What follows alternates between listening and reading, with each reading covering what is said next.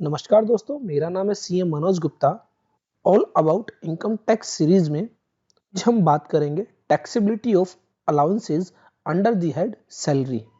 अगर income tax को लेकर आप कंप्लीट नॉलेज गेन करना चाहते हैं, आयकर कानून की पूरी जानकारी चाहते हैं, तो ऐसे में आप हमारे यूट्यूब चैनल को सब्सक्राइब कर सकते हैं। अगर आपको हमारी वीडियो पसंद आती है तो लाइक और शेयर करना मत भूलिएगा। शुरू करते हैं आज का हमारा लेक्चर नंबर 4। जैसा कि हमने अपने लास्ट लेक्चर में डिस्कस किया था, बेसिक पे क्या होती है, डियरनेस अलाउंसेस क्या होता है, बोनस क्या होता है और कमीशन फीस एटसेट्रा क्या होता है, income under the head salary, इन सभी कंपोनेंट्स की टैक्सेबिलिटी क्या रहती है, ये लास्ट लेक्चर में हम लोग ऑलरेडी डिस्कस कर चुके हैं। इसका लिंक डिस्क्रिप्शन में दिया गया है अगर आप प्रीवियस लेक्चर्स को देखना चाहते हैं। आज के हमारे इस लेक्चर में हम कंपोनेंट ऑफ सैलरी में डिस्कस करेंगे अलाउंसेस को। अगर मैं बात करूं अलाउंसेस की, तो अलाउंसेस जनरली एम्प्लॉयर के द्वारा एम्प्लॉय को कुछ स्पेसिफिक पर्पस के लिए कोई अमाउंट दी जाती है और यह अमाउंट दिए जाने के बाद एम्प्लॉयर के लिए यह इररिलेवेंट है कि वह एम्प्लॉय के द्वारा दिए गए पर्पस के लिए खर्च की गई है या नहीं। यहाँ पर स्पेसिफिक पर्पस के लिए एम्प्लॉयर के द्वारा कोई अमाउंट दी जाती है, उसके बाद एम्प्लॉय के हैंड में उसकी क्या टैक्सेबिलिटी रहती है, यह डिपेंड करता है नेचर ऑफ अलाउंस पर।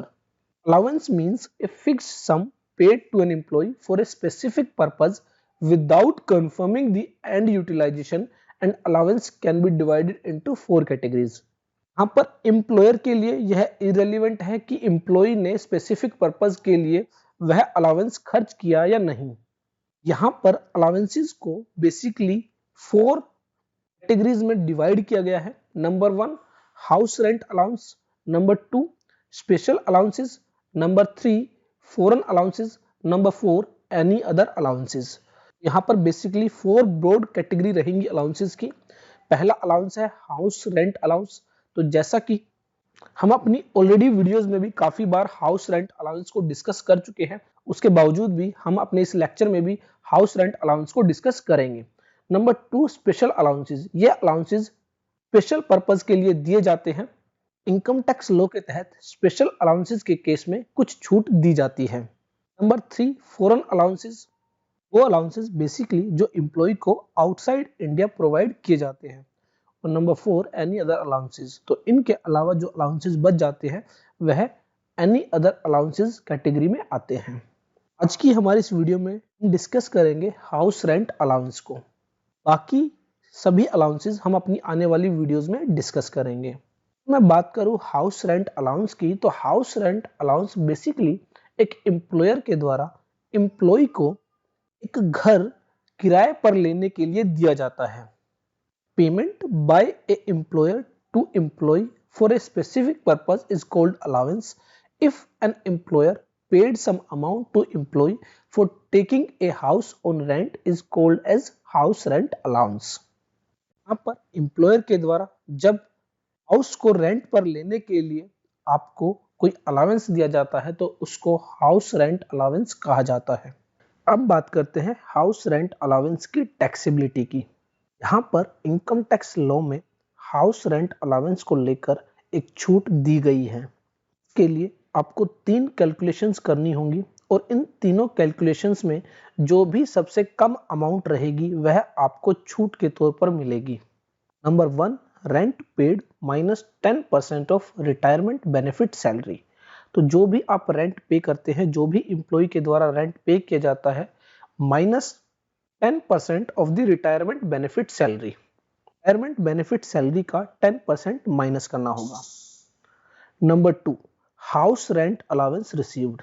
जो भी आपको HRA रिसीव होता है अपने एम्प्लॉयर से। Number 3 50% of retirement benefit salary in case of Mumbai, Calcutta, Madras and Delhi. अगर जो हाउस रेंट पर लिया गया है वह मुंबई, कलकत्ता, मद्रास, दिल्ली में लिया गया है, तो ऐसे में आपको 50% of the retirement benefit salary यहाँ पर कैलकुलेट करना है।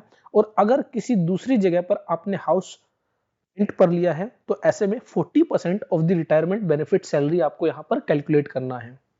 इन तीनों में से जो भी सबसे कम अमाउंट आपकी होगी वह आपको छूट के तौर पर, एग्जेम्पशन के तौर पर दी जाएगी। House rent allowance is exempt to the extent of the list of the following: rent paid over the 10% of the retirement benefit salary. Number 2, house rent allowance received. Number 3, 50% of the retirement benefit salary in case of Mumbai, Calcutta, Madras, Delhi and 40% in case of other palace. इस तरह यह तीनों calculations आपको करनी है और इनमें से जो भी सबसे कम अमाउंट होगी वह आपको एग्जेम्पशन के तौर पर दी जाएगी। अब बात आती है कि रिटायरमेंट बेनिफिट सैलरी क्या है। तो यहाँ पर retirement benefit salary includes number 1 basic salary, number 2 dearness allowance forming part of retirement benefit salary, number 3 commission at fixed percentage of turnover. यहाँ पर जो आपको रिटायरमेंट बेनिफिट सैलरी कैलकुलेट करनी है उसके लिए आपको बेसिक सैलरी लेनी है और उसमें डियरनेस अलाउंस इंक्लूड करना है, भी आपकी रिटायरमेंट बेनिफिट के लिए as a part of salary आपको दिया जाता है। और तीसरा, जो भी आपको कमीशन मिलता है एक फिक्स परसेंटेज ऑफ टर्नओवर, तो वह कमीशन आपको यहाँ पर इंक्लूड करना है। इसके अलावा एनी अदर कंपोनेंट्स आपको यहाँ पर कंसीडर नहीं करने हैं रिटायरमेंट बेनिफिट सैलरी के लिए। पर एक एग्जांपल के जरिए हम इसको समझने की कोशिश करते हैं। Mister x is employed in ABC limited getting basic पे of ₹20,000 per month, dearness allowance 7,000 per month and half of the dearness allowance forms the part of salary for the purpose of retirement benefit. Employer has paid bonus at the rate of ₹500 per month, commission at the rate of 1% on the sales turnover of ₹20 lakhs. The employer paid him house rent allowance of ₹6,000 per month. Employee has paid rent of ₹7,000 per month and was posted at Agra. पर हमें house rent allowance की कितनी exemption मिलेगी यह calculate करना है। BC limited को जो मिस्टर एक्स को दिया जाता है वह 20,000 रुपए पर मंथ बेसिक पे दी जाती है। 7,000 रुपए यहाँ पर डीएनएस अलाउंस मिलता है, जिसमें से 50% जो आपका रिटायरमेंट बेनिफिट्स के लिए कंसीडर किया जाएगा। तो दैट मीन्स 3,500 यहाँ पर आपका रिटायरमेंट बेनिफिट सैलरी के लिए कैलकुलेट किया जाएगा। के अलावा 500 रुपीज पर मंथ का यहाँ पर बोनस मिलता है और कमीशन मिलता है 1% ऑफ द सेल्स, और जो कि सेल्स है यहाँ पर वो 20 लाख रुपीज है। और इसके अलावा एम्प्लॉयर जो है हाउस रेंट अलाउंस देता है 6,000 रुपए पर मंथ का, और जो एम्प्लॉय रेंट पे करता है वह है 7,000 रुपए पर मंथ। तो यहाँ पर हाउस रेंट अलाउंस जम्पशन कैलकुलेट करनी है, तो इसके लिए हमें सबसे पहले रिटायरमेंट बेनिफिट सैलरी कैलकुलेट करनी होगी। रिटायरमेंट बेनिफिट सैलरी के लिए हमें तीन बेसिकली चीजें चाहिए। नंबर 1 बेसिक पे जो कि है 20,000 रुपए per month, number 2 dearness allowance forming part of retirement benefit जो कि है 3,500 रुपीज, और number 3 commission at the rate of fixed percentage of turnover जो कि है 20 लाख रुपए का 1% बनता है आपका 20,000 रुपए। इस तरह हमारी रिटायरमेंट बेनिफिट सैलरी आती है 3,02,000 rupees the year.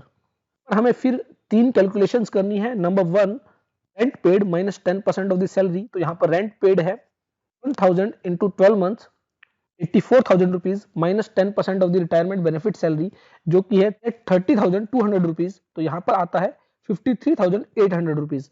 Number 2 house rent allowance received जो कि है 6,000 इंटू 12 मंथ 72,000। नंबर 3 जो एम्प्लॉई है वह आगरा पोस्टेड है, दैट मींस दिल्ली, मुंबई, कलकत्ता और मद्रास के अलावा अगर और कोई पैलेस है तो यहाँ पर 40% of the retirement benefit salary लिया जाएगा। तो यहाँ पर 40% ऑफ द 3,02,000 रुपीज जो कि होता है 1,20,800 रुपीज। तो यहाँ पर हम देखेंगे इन तीनों में से जो सबसे कम आता है वो है 53,800 रुपीज। तो यहाँ पर हमें टोटल एचआरए मिलता है 72,000 और यहाँ पर हमारा एग्जेम्प्ट रहेगा 53,800 रुपीज। तो इस तरह हमारा जो टैक्सेबल एचआरए होगा वो होगा 18,200 रुपीज। तो इसका मतलब यह है कि 72,000 रुपए का जो अलावेंस मिला मिस्टर एक्स को साल भर के लिए, उसमें से सिर्फ 18,200 रुपए के हाउस रेंट अलावेंस पर टैक्स देना होगा। फ्रेंड्स, इस तरह आपको हाउस रेंट अलावेंस की फंक्शन कैलकुलेट करनी है। हाउस रेंट अलावेंस को लेकर अगर आपका कोई भी क्वेश्चन है, डाउट है, तो आप हमें कमेंट बॉक्स में टाइप कर सकते हैं। बाकी के सभी अलाउंसेस हम अपनी आने वाली वीडियोस में एक एक करके डिस्कस करेंगे। आई होप आपको मेरी यह वीडियो पसंद आई। देखते रहिए, लाइक करते रहिए, शेयर करते रहिए हमारे YouTube channel all about taxes को।